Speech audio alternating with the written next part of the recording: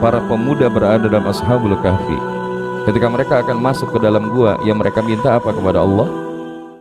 Rabbana atina min ladunka rahmah wa hayyi' lana min amrina rasyada. Yang diminta bukan hanya rahmah, tapi juga yang diminta oleh Ashabul Kahfi adalah rasyada. Rasyada itu apa? Selain petunjuk, itu juga dimaknai keterbimbingan. Ada orang dikasih rahmah, tapi kalau tidak dikasih rasyada bisa tergelincir.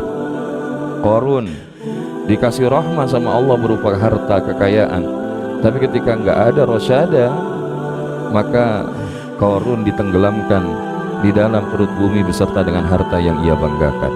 Fir'aun dikasih rahmah sama Allah untuk jadi raja, kemudian bahkan dikaruniakan kesehatan, nggak pernah sakit, tapi ketika tidak diberikan rasyada, ngaku-ngaku ana rabbukumul a'la, maka Allah tenggelamkan di dalam Laut Merah.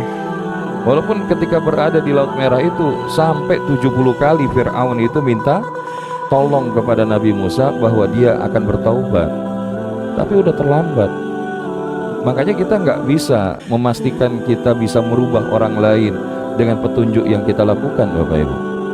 Karena jangankan kita, ada sebelum kita Nabi dan Rasul itu yang nggak bisa mengubah anaknya sendiri. Nabi siapa? Nabi Nuh alaihissalam. Ada Nabi dan Rasul yang nggak bisa merubah istrinya sendiri. Siapa? Nabi Lut alaihissalam. Ada Nabi dan Rasul yang nggak bisa merubah ayahnya sendiri. Nabi Ibrahim alaihissalam. Bahkan ada Nabi dan Rasul yang nggak bisa merubah pamannya sendiri yang mencintainya dan beliau pun mencintainya. Siapa? Rasulullah Muhammad sallallahu alaihi wasallam. Bahkan ketika pamannya Abu Talib ini wafat, maka Nabi memintakan ampunan kepada Allah. Namun apa yang terjadi? Allah menegur Nabi sallallahu alaihi wasallam dan kemudian berfirman di dalam Quran surat Al-Qasas ayat 50, sesungguhnya engkau Muhammad tidak bisa merubah siapapun yang engkau cintai, dan akan tetapi aku akan merubah siapapun yang aku akan kehendaki.